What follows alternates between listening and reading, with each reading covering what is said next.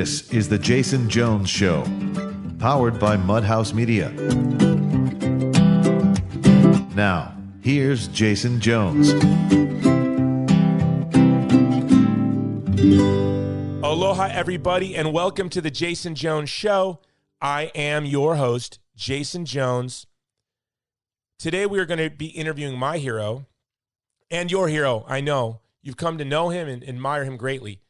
Salih Hudayar, Prime Minister in exile of Chinese-occupied East Turkestan. What a sorrowful title, in exile. Think about that. Think about that. We talk about the Uyghur. We've been recognized as the most forceful and consistent voice in the world for the Uyghur.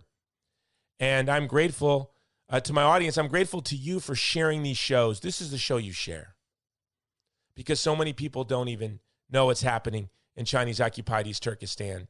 It's the greatest genocide since the Holocaust. It's so unspeakably evil, it's unbelievable. And we're going to be talking to Prime Minister Hudayar today on, he was quoted in the New York Times yesterday as saying Trump was great for Asia, great for the Uyghur, and Biden will be a catastrophe.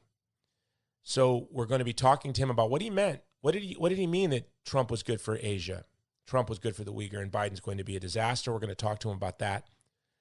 And we're also going to discuss this bill, this Uyghur forced labor bill that Nike, Coca Cola, and so many other brands that we love,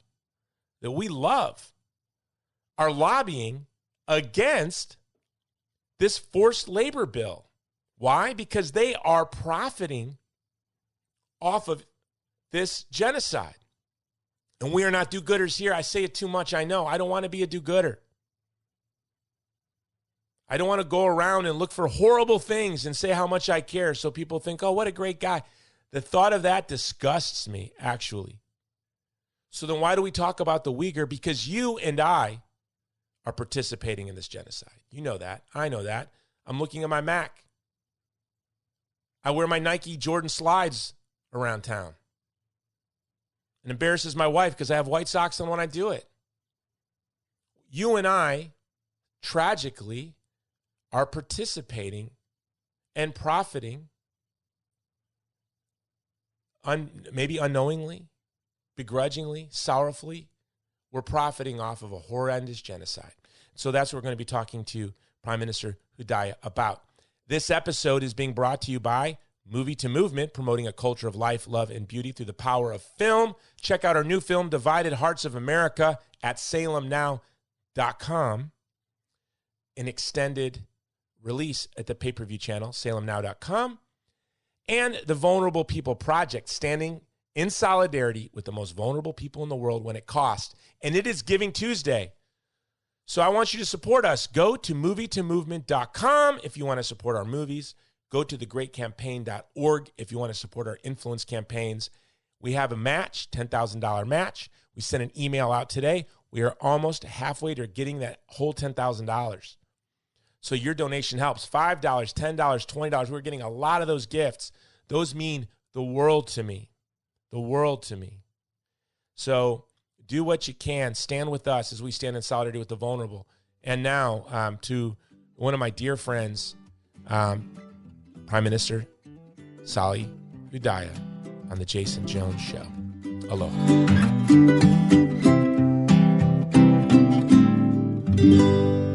Aloha, Prime Minister Hudayar. Welcome to the Jason Jones Show. Aloha, Jason. Good to be back. Thank you. No, it's good. I actually have the show just for you. I would do every show would be with Prime Minister Hudayar, but I know you're a busy guy. I know you have a lot of interviews today. You were quoted in the New York Times yesterday. And I just want to say, as a way of almost an apology, you're my brother. I'm going to call you Salih. No disrespect. You are Prime Minister in exile of East Turkestan. But just for the conversation, I call you Salih. I hope that doesn't offend anybody. I know it doesn't offend you. But No offense at all. I mean, we have a good, friendship between us, Jason. So I think that should, it shouldn't be a problem. So, Salih, you were quoted in the New York Times yesterday. And before that, there was an article that was, this week has been a very sorrowful week for me, but also a very hopeful week. I've never seen more coverage for the Uyghur than I have in the past week or so. from major mainstream outlets. But their coverage has been on the abysmal record of these transnational corporations like Nike and Coca Cola, and sort of the sense of doom that's settling over Asia with the thought of a Biden presidency. So the first thing I want to ask you, I think one of the greatest problems facing the Uyghur is the crimes against you are so unbelievable that people really just assume this is hyperbole or exaggeration or misunderstanding. So I want to talk about very clearly what is happening in East Turkestan to the Uyghur that is beyond a shadow of a doubt. And then the legislative efforts in Congress to try to protect the Uyghur, and then how Coca Cola, Nike, and Mercedes-Benz and others are responding. A report just came out from an Australian think tank saying that they know at least 80,000 Uyghur have been taken from their homeland to China, taken from East Turkestan to China, and forced to work in slave labor camps. They said at least 80,000.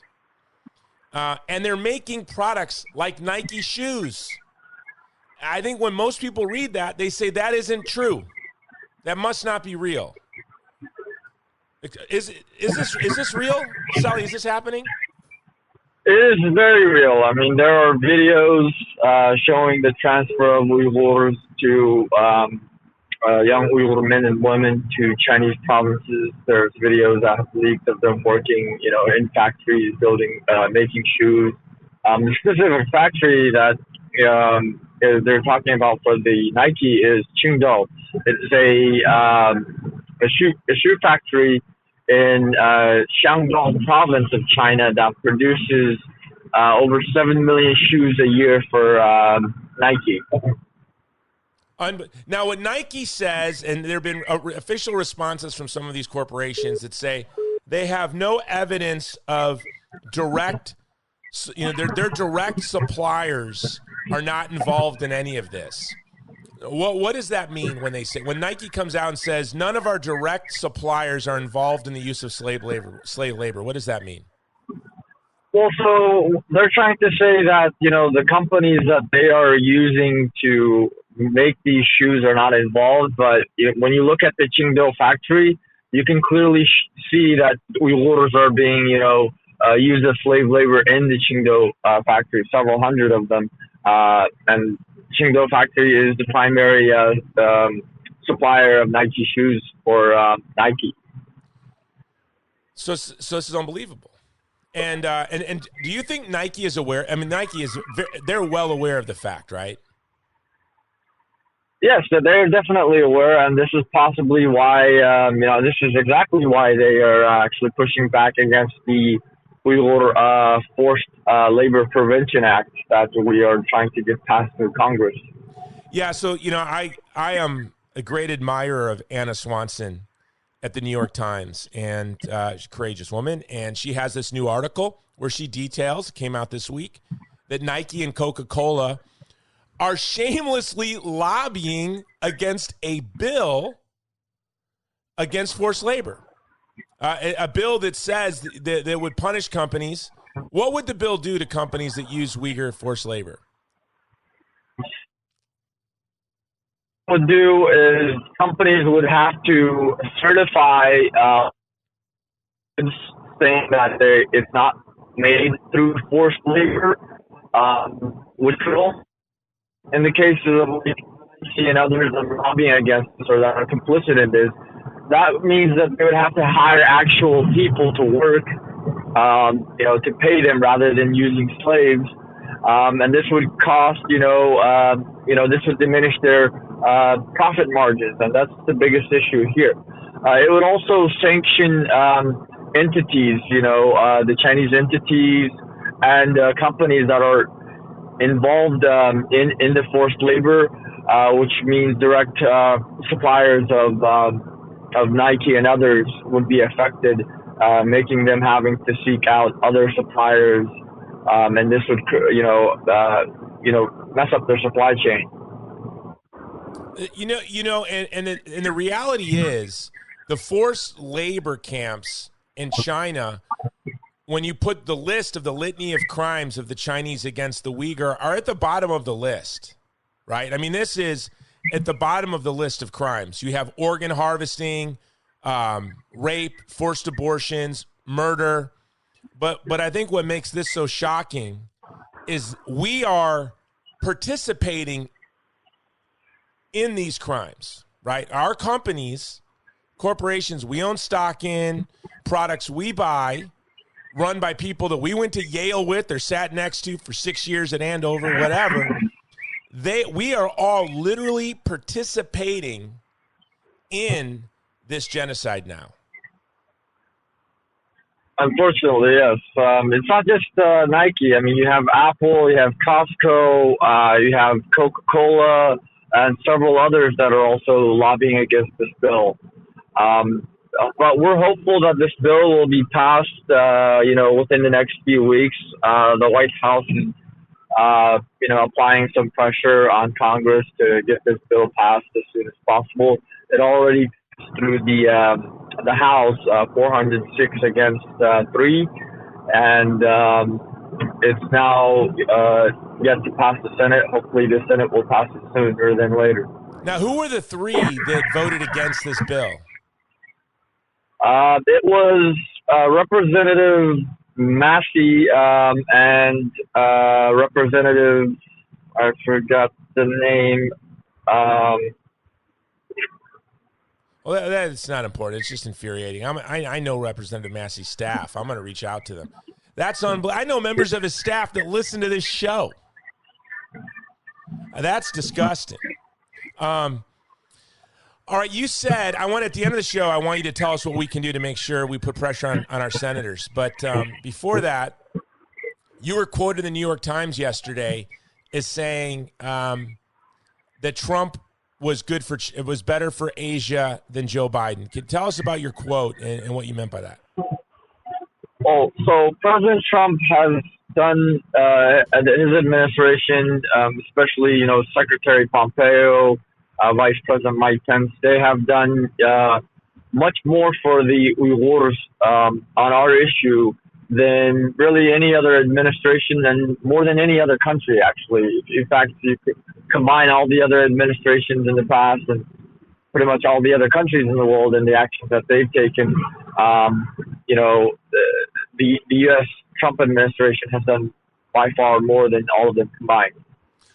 We're actually anxious. We're a bit worried. In fact, not a bit worried, quite a lot of worried about a possible Biden administration because the gentleman he has picked for Secretary of State back in 2015, right when China was planning these concentration camps, it announced that it's fighting against Uyghur terrorism and separatism, and Anthony Blinken, he supported that. He said, we support China's efforts to, fight against terrorism, and we will, we look forward to cooperating with them, etc. Anthony Blinken it's a horrifying thought, not just for the Uyghur, but also for the minorities in Syria. And this is a guy that's never seen a war he didn't like. Never seen a tyrannical regime he didn't like.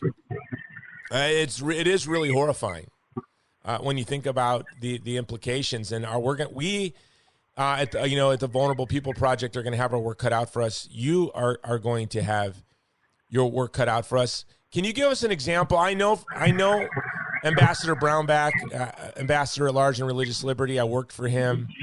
I had the privilege of working for him when he ran for president.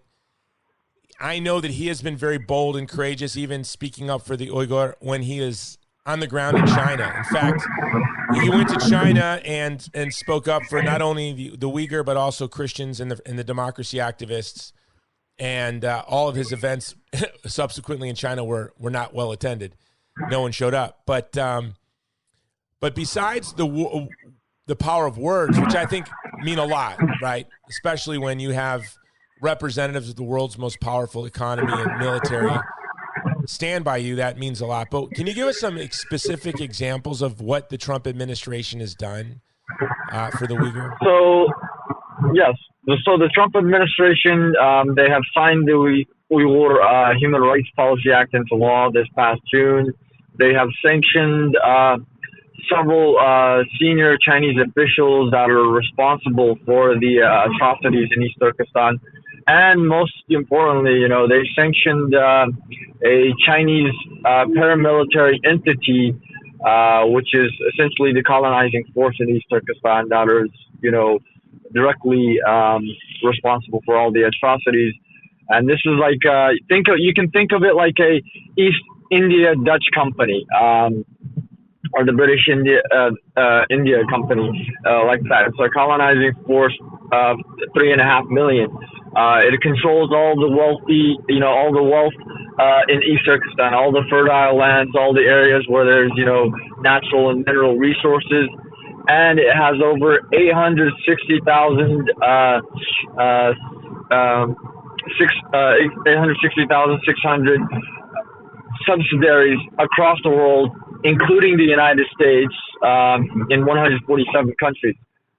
So all of their things have been, all of that has been sanctioned. So companies that are dealing with the Bing Tuan are also going to face, sanctions if they violate it. So what can we do? We've got a couple of weeks. We want to get this bill into the Senate and onto the president's desk. What can we do? So what we can do is call our members of Congress. Call our senators, urge them to, immediately pass the Uyghur Forced Labor Prevention Act. There's also the Uyghur Genocide Resolution, which was recently introduced this past October by the U.S. Senate. We're also trying to get that passed so that the president and others can, the government can recognize it as a genocide. Who authored that bill? Is that Rubio wrote that resolution? No, it was, I believe it was by, one second.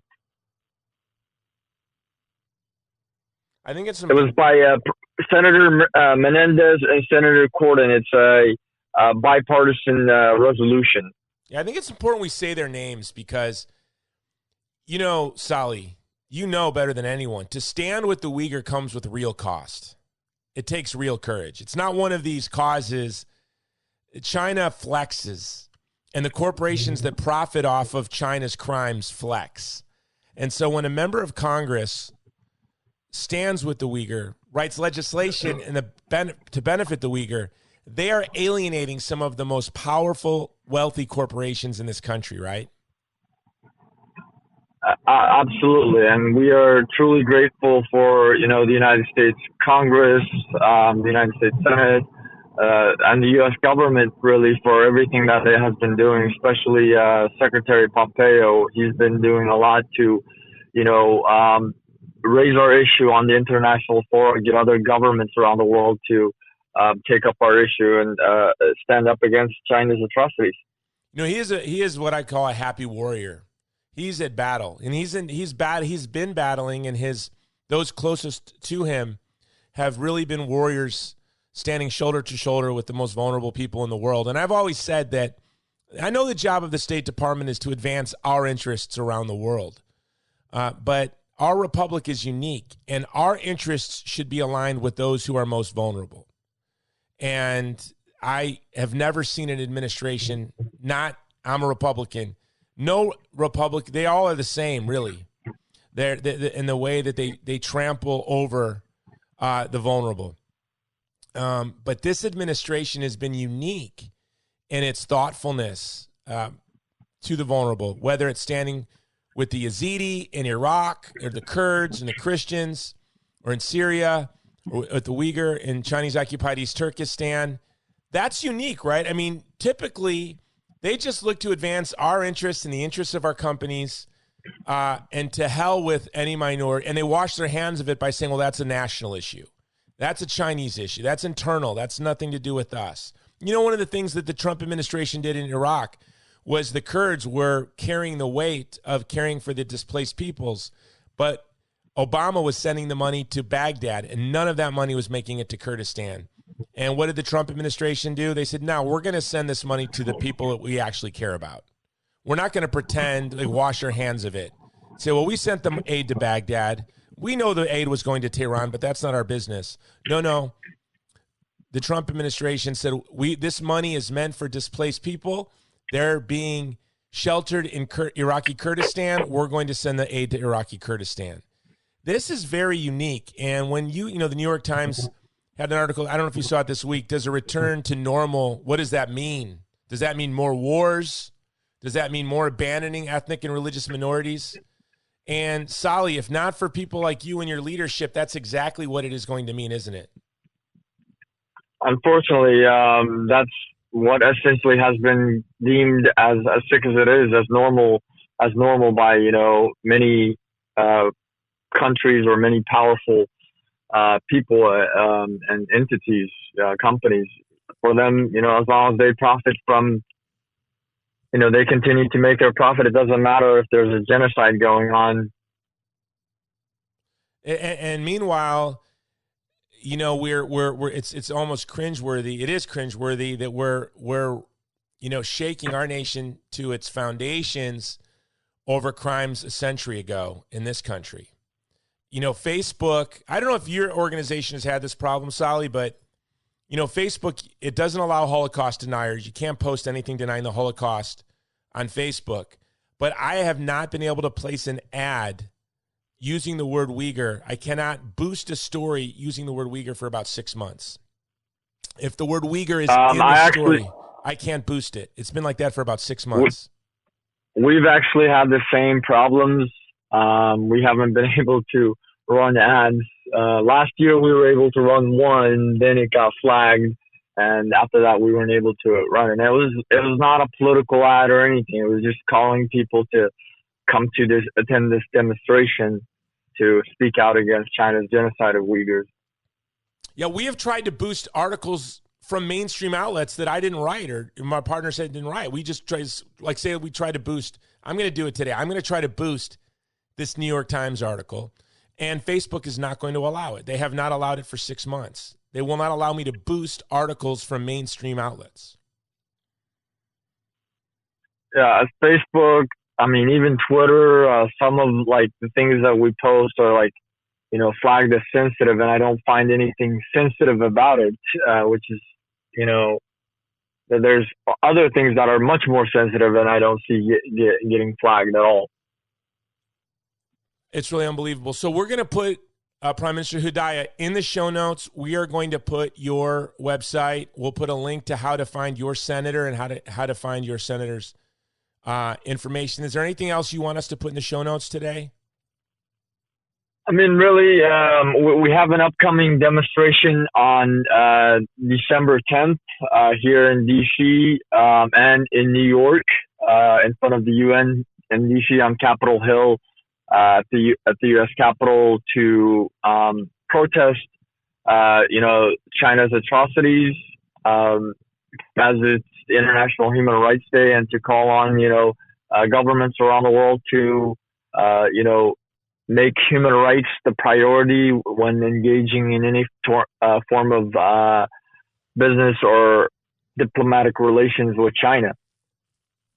I commit to you. I'm going to be at one of those two locations. I'm not sure which one. We can talk about that offline. And also, I want to invite you on December 12th in Washington, D.C. There will be 1 million people descending on the nation's capital, praying for an end to corruption and praying for fair elections, called the Jericho March. I'm one of the speakers, and I gave the dopa that you gave me away. I would like to wear a dopa when I pray, and I'd like you to stand next to me on stage with 1 million people coming from all over the country. And I'm going to include. I'd be honored. I'm going to include the Uyghur in my prayer. So what we'll do is that's in a little over a week. I'll see you either in New York or Washington, D.C., and then on the 12th, we'll stand together in front of 1 million Americans, and we will pray for the Uyghur together. And I'm looking forward to that. I look forward to it too. Thank you. God bless you, Jason. Prime Minister Hudayar, I would say be very hopeful. These things have a way of turning fast, and when things seem the darkest is often when the reversal happens. And I think that the sense of urgency that the Biden administration puts in us, that we need to do something, and we need to build a very broad and diverse coalition of folks. This is really the concentration camps in Germany did not become death camps until 1943. And my great fear is there was a lot of death in those camps before 1943. And there's been a lot of death in these camps and brutality and rape in these camps. But now there's reports this week of crematoriums going up, satellite images of newly built crematoriums. And this is all very horrifying. But we have opportunity to do what normal folks didn't have the opportunity to do in 1942. We know. And we have the ability to organize, mobilize, destroy whole brands in the blink of an eye. Just take Nike off the map of the earth. And these are things that we are going to need to do if we're serious about standing with the vulnerable. And Sally, my audience is a beautiful, diverse group all over the world. And thanks to your regular appearances, we have Uyghurs listening in countries all across Europe and the Middle East that message me. And I want them to know, and I want you to know that our audience, I get so many emails from folks saying, what can they do? How can we help? And I say, well, pray. But now you gave us something very specific to do. Let's call our senators. Let's ask them to support this Uyghur bill. And let's let these brands know that we are not going to buy their shoes, their cars, their products, as long as they are participating in a genocide. It's unbelievable. Thank you. Yes. I think that's essentially what almost everyone can do. It just takes, a few minutes of your time to call your senator's office and, urge them to pass the Uyghur Forced Labor Prevention Act as soon as possible. Also urge them to co-sponsor the Uyghur Genocide Resolution. Well, Sally, Prime Minister Hudayar, I know that you're stepping in to do a major TV show, so I'm going to let you go do your TV show. Thank you for taking time on your busy day. I know after that New York Times article, your wall-to-wall interviews. So thank you for taking time to come on the Jason Jones Show. Thank you for giving me the opportunity, Jason. God bless. I'll see you next week, brother. Aloha. Aloha. All right, God bless. Later, Sally. Yep. All right, guys. Sometimes are you there, Sally? Okay, I wanted to know you could jump off. Sometimes when we talk about issues this big, I myself personally feel like I'm just wasting my breath. That what am I doing? What can I do? It's unbelievable. What can I do? What can you do? What can we do when on the other side of the world, one of the most powerful countries in the history of the world, China, is relentlessly waging a genocide. The tech giants are censoring our ability to communicate on it. The most powerful companies in the world are lobbying Congress to stop legislation designed to end it. And then here I am, speaking into my Rodecaster Pro to tens of thousands, tens of thousands of people. What is that? What is 40,000 people? 50,000 people in a world of 7 billion. What can we do? We can do a lot, but we don't feel it. It's like when you're in the middle of the ocean on a rowboat and you're rowing, you don't feel it. And sometimes I say, what do we just do-gooder? The last thing in the world I want to be is a do-gooder, because a do-gooder does quote unquote good so people think well of them. It's not really about the other, it's about themselves. The idea of being a do-gooder horrifies me. That's probably why I'm such a jerk on the road. So to prove to people I am not a good person, cut me off in traffic, and you will see very quickly I am no nice guy, no good guy. And I don't want to be a do-gooder. But the thought of millions of people, countless mothers, countless fathers ripped away from their children, having their organs harvested, you don't even believe it. I don't believe it when I say it. It's true. When I was in Iraq and I witnessed the crimes of ISIS with my own eyes, and I came back and I told some of the stories, I felt like a liar. I felt like the very things I saw. When I was in Sudan, I met a boy who was a slave who'd escaped and then had been crucified by his master. No, he didn't escape. He lost some sheep. He had been redeemed when I met him, but he had lost some sheep. On a day he went to church, his master let him go to church. And while he was at church, his sheep got away and he was crucified. He lived, had later been redeemed. That's when I met him. And I would tell the story about I met a young man who had been crucified. What his master said is, because when you go to church, you lost my sheep, so you're going to have to go to church here next week, so build a cross. He had him build a cross. He said, that's going to be your church. And then he crucified him, nailed him to the cross. Met the kid, saw the wounds, heard the story, told other people. And I don't even tell that story anymore because it doesn't even seem true. And tragically, years after being redeemed and being in his village, the Janjaweed, the instrument of genocide from Khartoum, raided his village, and then he's been killed. He's died. He's dead. These stories don't seem true. And then, really, what can we do? We ask ourselves. There are all sorts of horrible things happening all over the world and in our own neighborhoods, and so we need to start close to home. But the problem is, the Uyghur genocide is close to home because you have Nike shoes in your house. I have Nike shoes in my house. I am looking at my Apple computer and my Apple phone as I talk to you. I often think when I touch my phone, pick up your phone, touch it. And sometimes I cry when I do this exercise. This is an exercise I do, this little spiritual exercise. Pick up your phone, touch your shirt, and ask yourself who made it.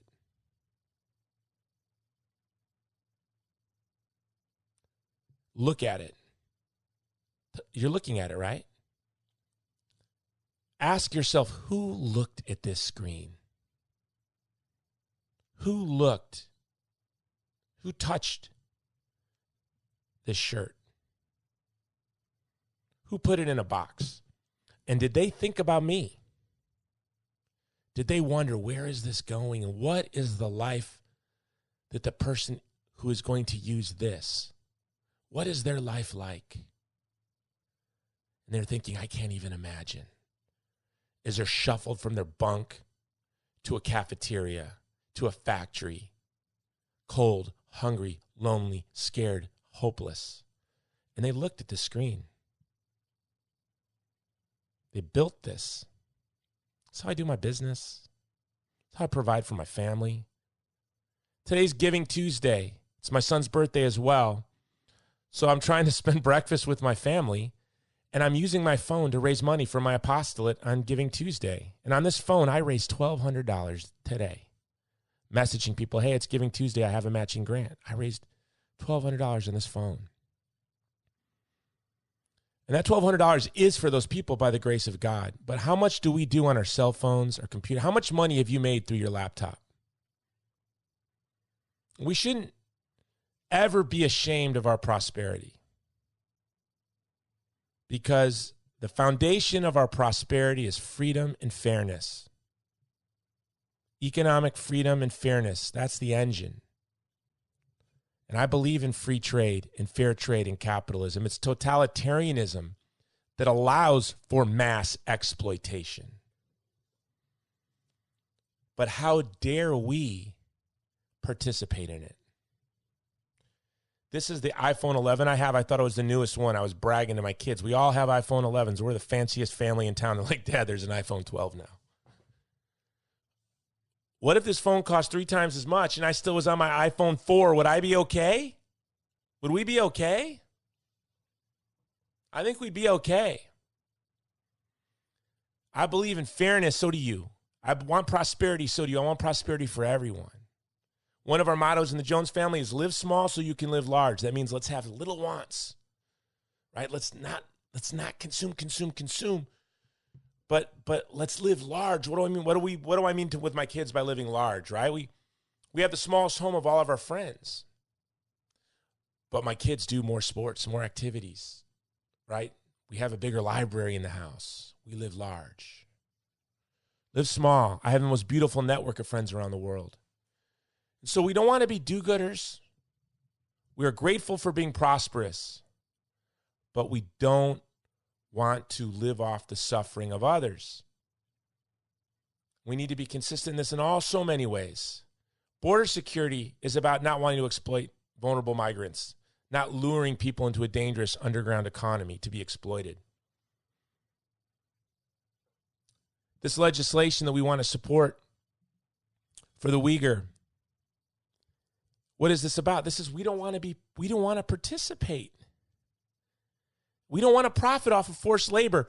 Nike and Coca Cola are lobbying. I'm going to put it in the show notes. Nike and Coca Cola are lobbying against the Uyghur forced labor bill. New York Times, right? Not Steve Bannon's War Room. You'll hear it there. You should be listening to that every day because you were hearing it there from the beginning. You've been hearing this on the Jason Jones Show from the beginning. By the way, on my show, this was the first show in the world you heard in February and March and April that COVID lockdowns will lead to starvation of the most vulnerable people. Guess where you can hear that today? Everywhere. And I said it then. They will tell us that the shutdowns cause starvation after they've caused starvation. And if you watch the morning news programs, that's all they have been talking about this week. I saw an agriculture industry insider report.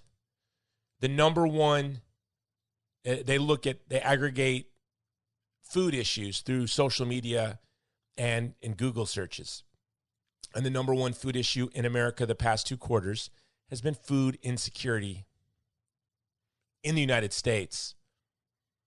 You probably have to go back to the 60s or earlier before, I'm going to look into that, before that has been the number one issue of concern for the ag industry in the United States is food insecurity in the United States. So, again, another long rant brought to you by attention deficit disorder, not treated. So I'm just going to wrap this up. I'm going to put all this in the show notes where you can find your member of Congress, the New York Times article, Sally's organization. I'm going to do something also in the show notes, as I'm going to say in the intro. This is Giving Tuesday. This show is brought to you by Movie to Movement and Movie to Movement's Vulnerable People Project.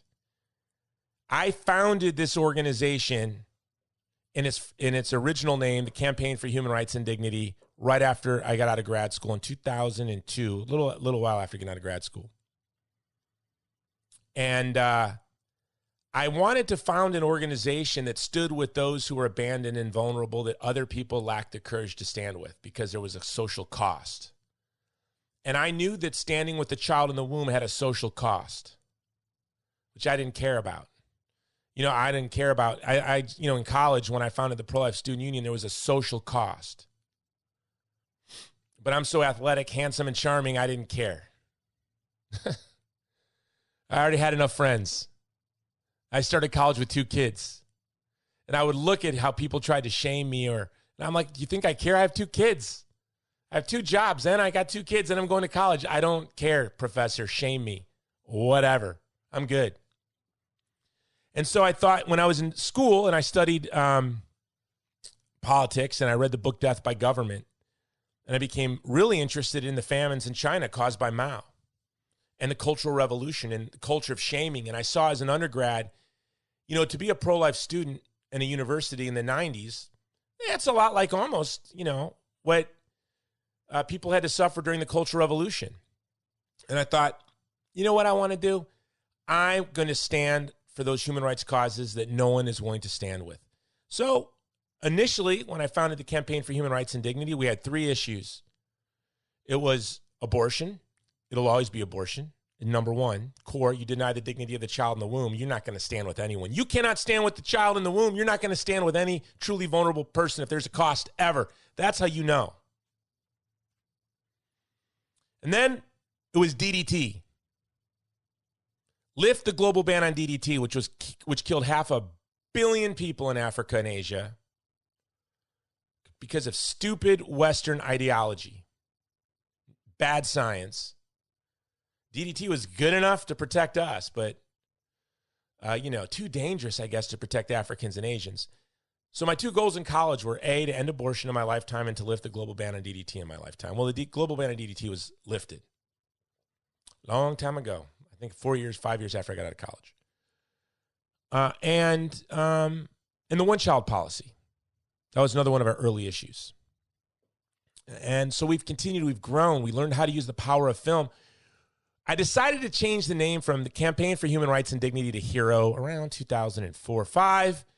We changed our name, and at the time, our big project was we were sending nurses to Romania on tourist visas to work with unwanted, discarded children. So we were doing pro-life work. We were sponsoring nurses. We had a very small budget. I was writing and speaking and working for other organizations to pay the bills and political campaigns and the RNC, whatnot. And then we made the movie Bella. But and that's when HERO. We changed the name to HERO, by the way, around this time because Amnesty International refused to put Osama bin Laden in their list of dangerous people because they said he was too dangerous to put on the list.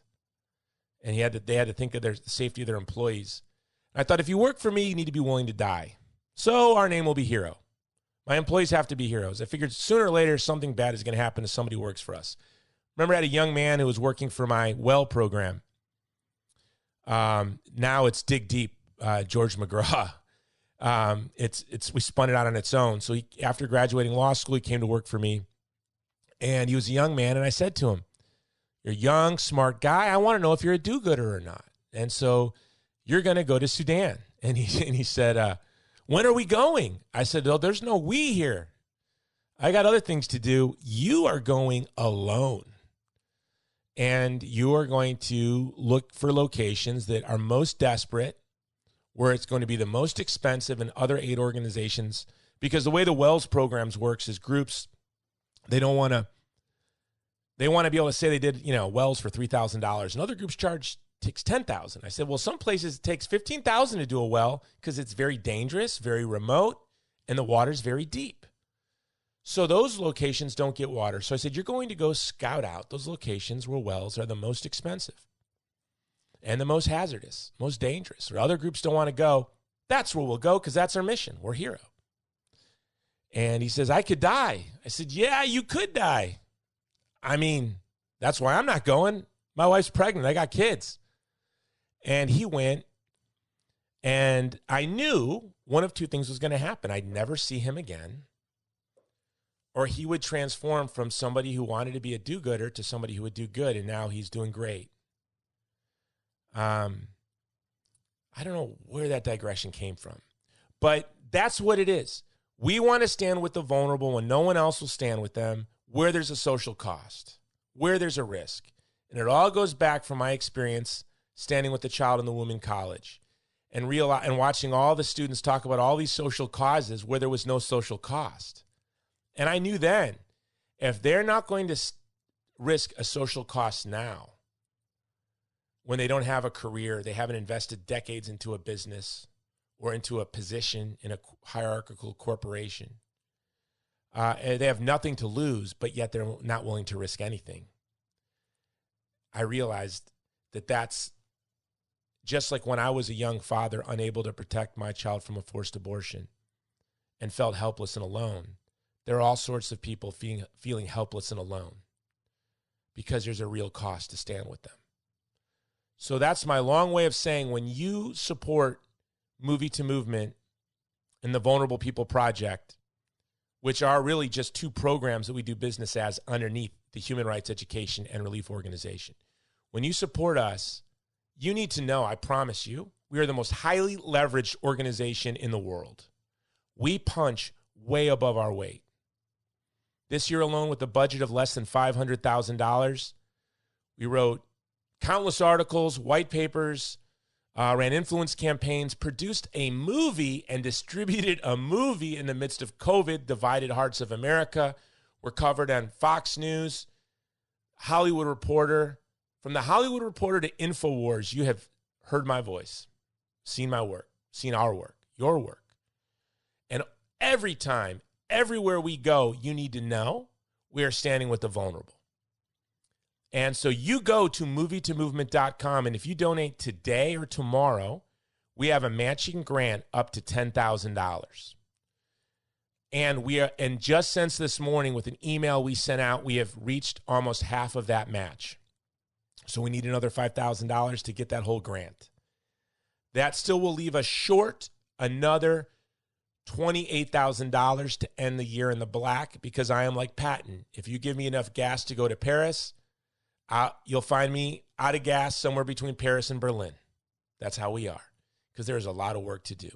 So go to movieToMovement.com or thegreatcampaign.org, our two main programs. You donate there, and those will be restricted gifts to those programs. They are doubled. Some of you can become a major donor. And I'm the worst major donor guy in the world, because I get into the friend zone with my donors, and then they're my friend, and I hate to ask them for money. And then I only ask them for money when we're really up against the wall or we have a real urgent project. So if that's you, email us or donate to us if you want more information about what we do. You know, it was when Steve Bannon said on Newsmax and then on my interview with him that our work was the primary reason the Trump administration took the plight of the minorities so serious in Iraq. That meant a lot. We were the primary influence on the Uyghur, on the administration. That meant a lot. And that's what we seek to do. We seek to stand with the vulnerable. I'm going to end on this. My son is learning how to write an essay. He's 14 years old. He had to write an essay on writing an essay, on thesis and hooks. And I said to my son, I want you to go look at all of your father's articles from when I was an undergrad until today. And I want you to see that my thesis never changes. Not in my movies, not in my books, not in this apostolate, Hero, Movie to Movement, the Vulnerable People Project. Our thesis is always the same. All that I ever change are the hooks. For 3 decades now, I have been committed to this one thing. And almost for 2 decades now, 18 years, first is the Campaign for Human Rights and Dignity, and then is Hero, because See Her doesn't sound good anyway. This organization has had the same thesis. And what is that? To promote the incomparable dignity and beauty of the human person, and to inspire solidarity with the vulnerable. And we do that. And I promise you we will continue to do that. We don't count the cost. And if there's no cost, we move along. That means we've succeeded. And I hope there is a day where I don't take Sally's calls, because Sally doesn't need me, and I'm always operating on triage mode. And where the Uyghur are free and independent and safe, and I don't need to talk to Sally Hudayar anymore as much as I love him. I will move along. So go donate. It's Giving Tuesday. Again, this long rant has been brought to you by ADHD. And this podcast has been brought to you by Movie to Movement, promoting a culture of life, love, and beauty through the power of film. That's how we punch way above our weight. You know, with Movie to Movement, Justice Alito told me Bella was his favorite movie. How is that? I get Supreme Court justices, senators, congressmen, big influencers. Rosie O'Donnell, Bella's her favorite movie. Movies are how we punch way above our weight. And the Vulnerable People Project, that's where we run our very thought out strategic influence campaigns to advance the interests of the vulnerable. And you go there at thegreatcampaign.org. Until next time, it's the Jason Jones Show. Donate to us today. I don't care if it's $5. I love those gifts, because I know that's when those gifts hurt. $5, that's all you can do. Please do that. And look in the show notes, and please call your senator and ask them to support the Uyghur forced labor legislation. It will all be in the show notes. All right? It is my son Andrew Breitbart Jones's birthday. So happy birthday to my son Andrew Breitbart Jones. And until next time, the Jason Jones Show. Aloha. This has been the Jason Jones Show, powered by Mudhouse Media.